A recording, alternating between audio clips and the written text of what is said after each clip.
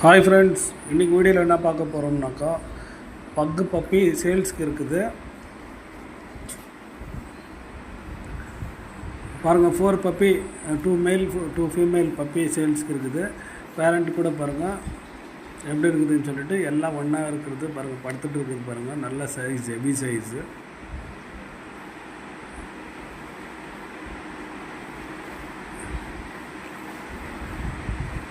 இதுதான் அம்மா.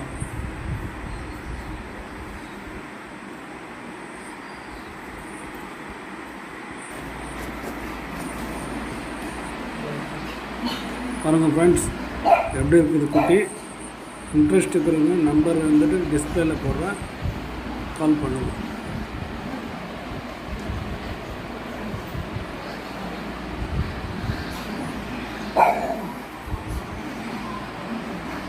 First vaccine போட்டாச்சு.